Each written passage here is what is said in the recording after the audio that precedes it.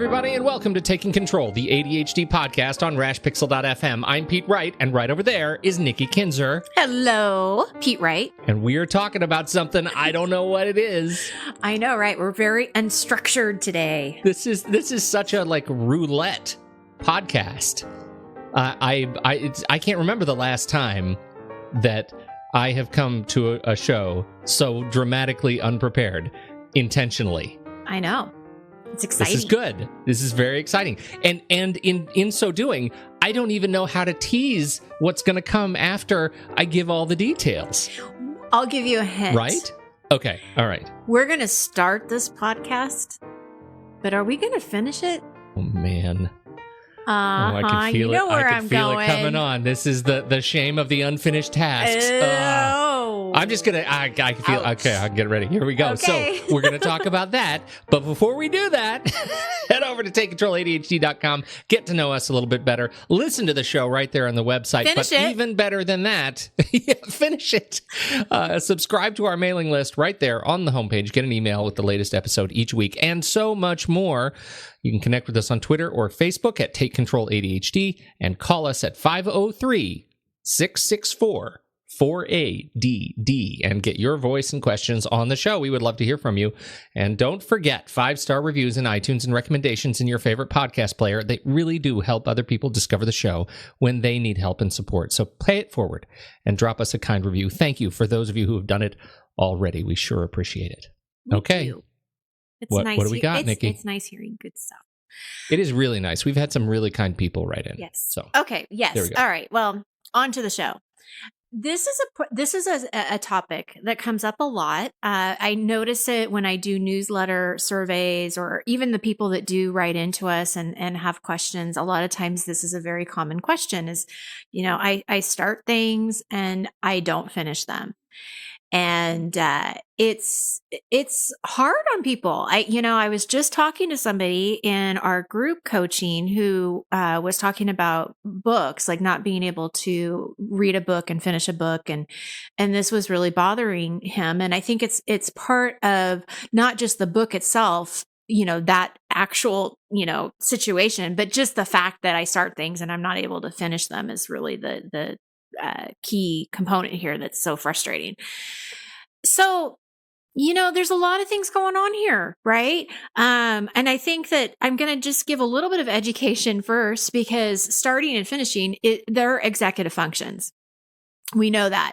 And we know that the challenge with ADHD is these executive functions. And it's very difficult to start projects for some people because they are overwhelmed, maybe with the project. They don't know where to start. Maybe it's hard or it's boring, and so they avoid it. And so that's that executive function that is very difficult to get past. And so these things just don't get started. But you could also be really excited about something and really into something and start it and then don't finish it. Somehow it's lost its interest, or, you've lost your interest in whatever it is. And sometimes you just have a million things going on and you start and you don't finish, and maybe it's organizing your house, or it could be a number of things. But the finishing part is also an executive function, because we're not necessarily planning ahead or looking at the details on how to finish it, right? Right. So I'm curious from you. This is where we're going to start with this conversation. How do you finish stuff, Pete? How do you do it? Here you are living with ADHD. You know what I'm talking about. People listening know what I'm talking about. So I want you to, start with your experience. I'm actually really glad that you brought this up, because it's something I've been thinking about a lot lately. In fact, I struggle with finishing things when I don't break the work down into small enough chunks. And so here I'm talking specifically about something that I put in my task list, right? Finishing a book is different, and I want to talk specifically about that. But finishing a project that I've started, if I don't finish it, it's largely because I didn't understand everything that went into it. Okay, so maybe you didn't have all the information. I didn't have all the information, or I hadn't sat down and really processed the entirety of the project. And let's just say it's something like, painting a house, right? The task would not be paint the house if I wanted to actually finish it. Right. Because if I sit down to paint a house, I'm not going to paint a house. I'm going to do something else. I don't know what that thing is, but it's going to be something else. Same thing of being too broad of I'm going to get organized this weekend. Yes. Okay. Yes. That's the worst thing because you're not getting organized. There's actually something you have to do that will lead to getting organized. Getting organized is an outcome. And that's painting a the great house is benefit. the outcome. Yes. A painted house is the outcome. The tasks that go into it are things I can finish. I can accomplish those. I can go get a book of paint swatches and I can sit down with my family and say, what color should the house be? That task is something I can check off and I can finish. I can, once we've decided on paint, I can go out and order the paint or have the paint mixed up for me at Home Depot and I can purchase the paint. That's something I can check off my list. I can go buy paintbrushes. I can check that off the list. And you know what I'm doing every time?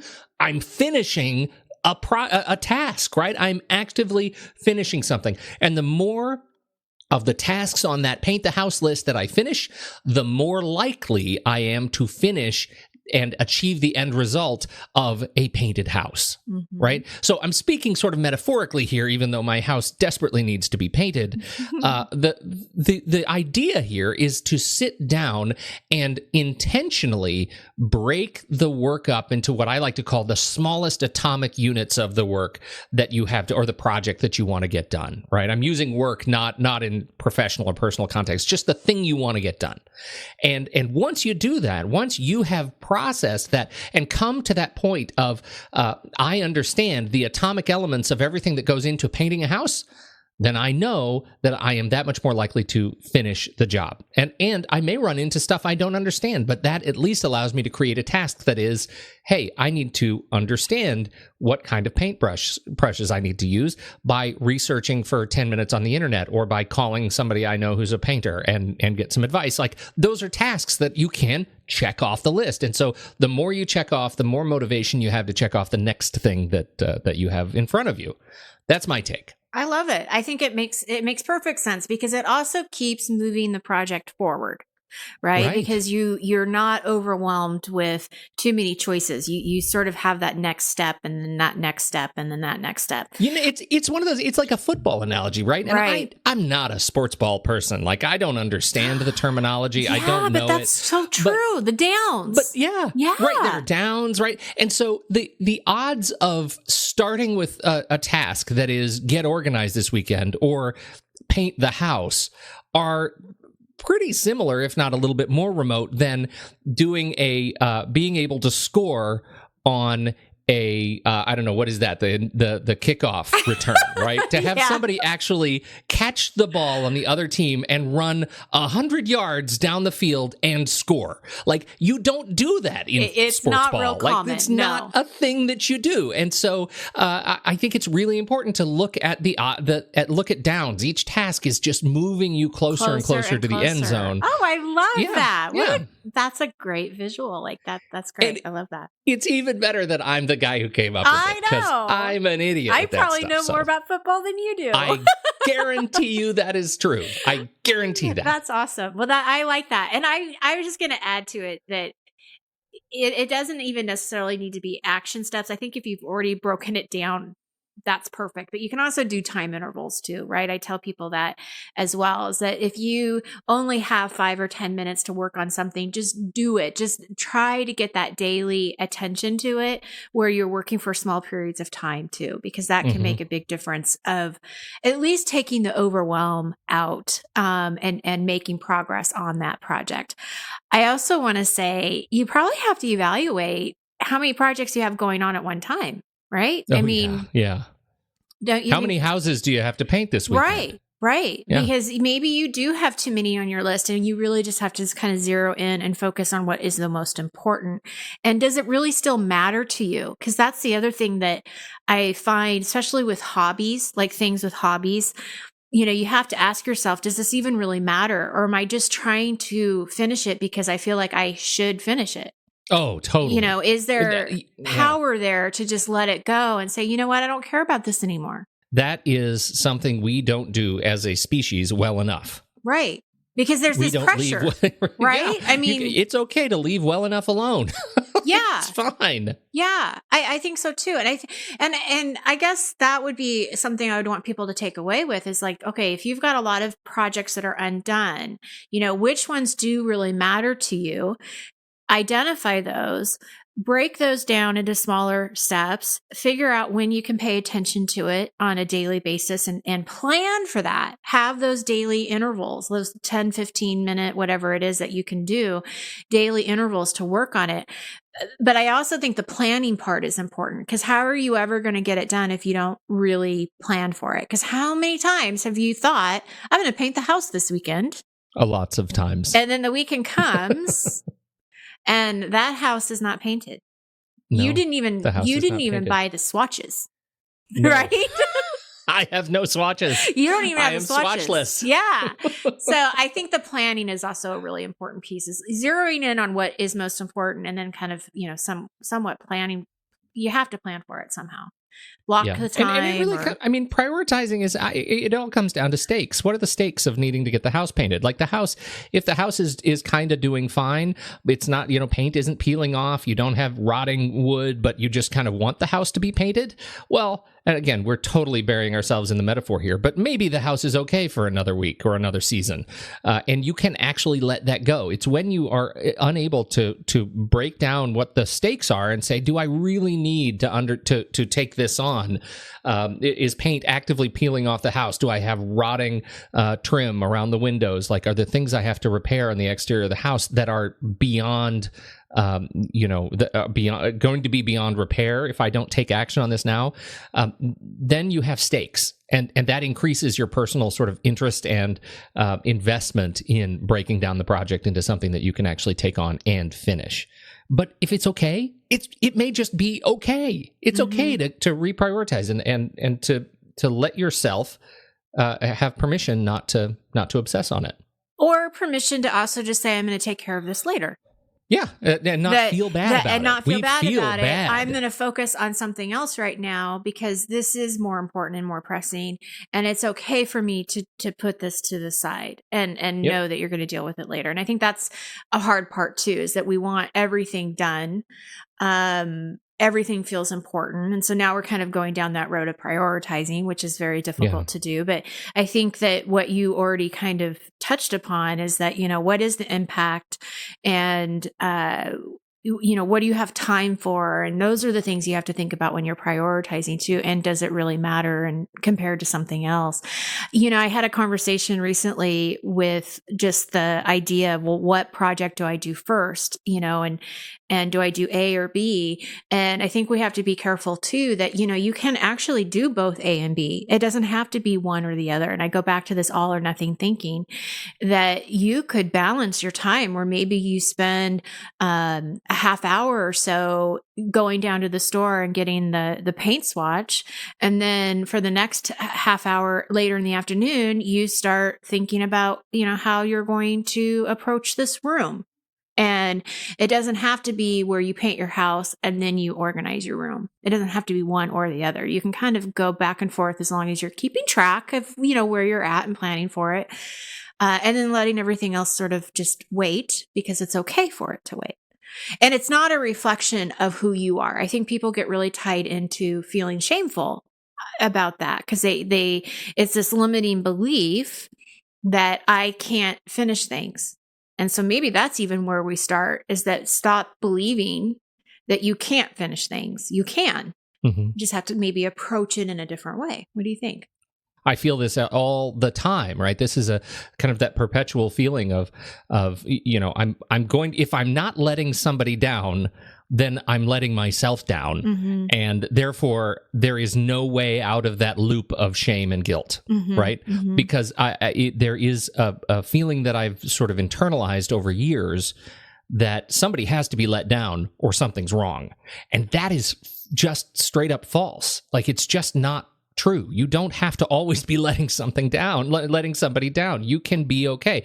And so once you get past that, then you can prioritize more rationally. And yeah, like you said, you could actively take on 2 major projects at the same time, or 3, as long as you have your ability to break down the work and to schedule your time and to know. In fact, I would argue that I'm actually at my best when I'm juggling multiple big projects, as long as I'm staying on top of my calendar and the time and when I'm actually doing the work, because I don't get burdened by the totality of the project.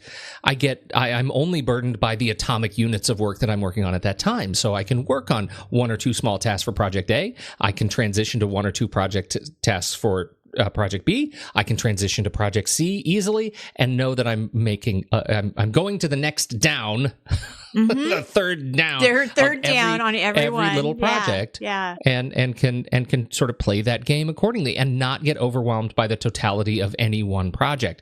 And that's important for my ADHD brain to not get bogged down by the emotional weight that comes with a project. Well, and then I think the end result too is that you can feel good. You can end your day thinking, okay, well, I made a little bit of, I made the first down on this one, and maybe I didn't get to the second one, but that's okay because, I got a first down on the third one. Like, I think it's all in the way you look at it too, and focusing on what you're doing and not so much everything that's left or what you're not doing. What are the things that you are doing? Because we so forget those. Those are so easily forgotten.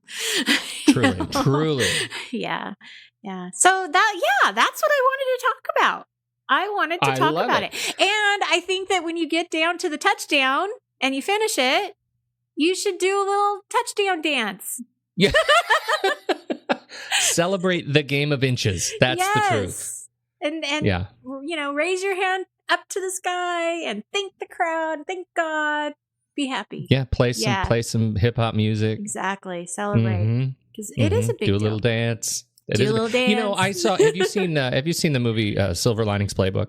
Yes, I have. So it's a delightful film. It is. It's great. Yeah, it's delightful. It is just delightful. David O. Russell wrote and directed. Stars Bradley Cooper and Jennifer Lawrence. Delightful film. The whole purpose of the film.